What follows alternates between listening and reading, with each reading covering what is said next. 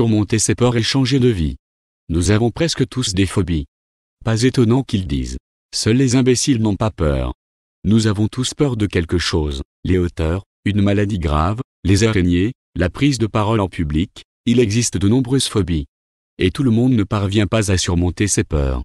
De plus, selon les experts, aussi paradoxal que cela puisse paraître, vous devez vous rapprocher de votre peur et non la chasser, cela vous permettra de changer votre vie. Voici comment surmonter ses peurs et changer de vie. Pourquoi avons-nous peur ? La peur en tant que phénomène naturel et sentiment humain primitif fait partie du spectre commun des émotions humaines. D'abord et avant tout, il sert à sauvegarder son existence. La peur nous met en garde contre les dangers et nous exhorte à la prudence. Nous développons une énergie accrue par peur et pouvons ainsi mieux nous protéger dans des situations mettant notre vie en danger.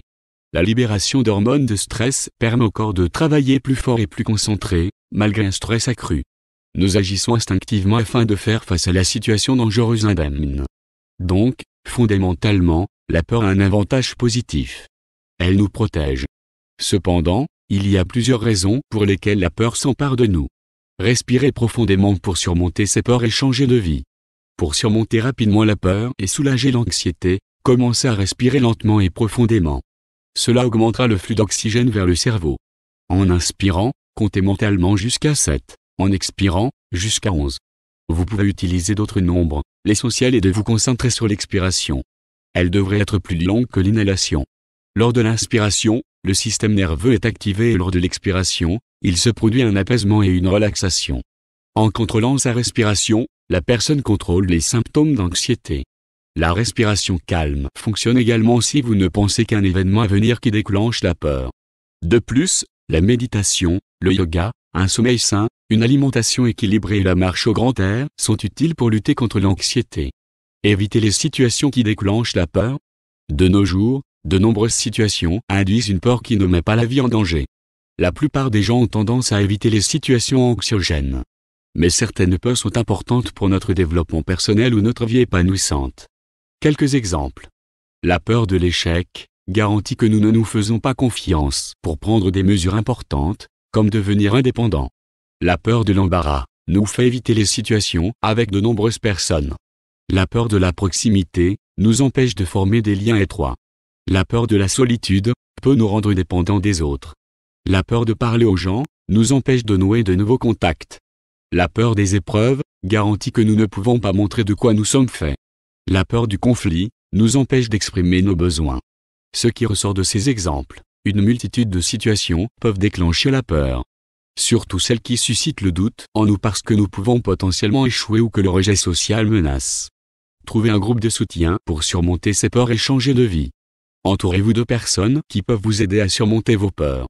Des scientifiques suédois de l'Institut Karolinska ont prouvé qu'il est très bénéfique de surveiller sa peur pour ne pas provoquer la panique chez les autres. Regarder quelqu'un faire ce que vous craignez encore et encore peut aider la peur à s'apaiser. Le cerveau met à jour sa connaissance du danger en fonction de nos sensations. Pour ceux qui ont le vertige, il est utile de discuter avec un parachutiste ou un sauteur à l'élastique. Ils peuvent parler des émotions positives qu'ils ressentent dans l'air. Parfois, des amis peuvent vous apporter le soutien dont vous avez besoin, même s'ils n'ont aucune expérience de la peur qui vous retient.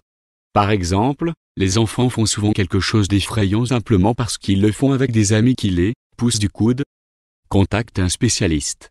Les méthodes décrites ci-dessus sont efficaces pour traiter seulement une forme légère de peur. Avec une phobie, la peur est fortement exprimée, incontrôlable et ne se prête pas à une explication logique complète.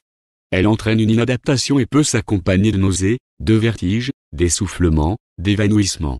Si vous ne pouvez pas vous débarrasser de l'état obsessionnel, résolvez le problème avec un spécialiste qualifié. Selon le cas, nous vous recommandons de contacter un psychologue, un psychothérapeute ou un psychiatre. Parler avec peur, amener la situation à l'absurdité. La peur porte la fonction protectrice du cerveau. C'est son objectif, nous protéger de tout danger. Commencez gentiment. Écrivez à votre peur et parlez-lui. Cela vous aidera à comprendre si vous êtes réellement en danger. Par exemple, vous n'êtes pas seulement anxieux avant l'entretien, mais vous avez une peur violente de la réunion à venir. Il est peu probable que le stress et la panique vous aident à réussir toutes les étapes de l'entretien, à répondre aux questions du recruteur et à faire bonne impression. Amenez mentalement la situation à l'absurdité. Jouez de situations, Dans la première, vous revenez sans peur de l'entretien en disant adieu à votre rêve de travail, et dans la seconde, vous avez déjà obtenu le poste souhaité sans ressentir aucune excitation pendant l'entretien. Quel alignement choisirez-vous? Imaginez que le travail a déjà été fait et qu'il ne reste que peu de choses, juste pour rencontrer votre futur leader et parler de vous. Un plan d'action clair et une préparation préliminaire joueront certainement en votre faveur. Afin de découvrir ce potentiel, vous avez besoin d'une certaine volonté et acceptation. Si nous acceptons de vivre dans un monde où le changement est inévitable, il peut être plus facile pour nous de nous ouvrir à eux et ainsi de découvrir la flexibilité de notre psychisme.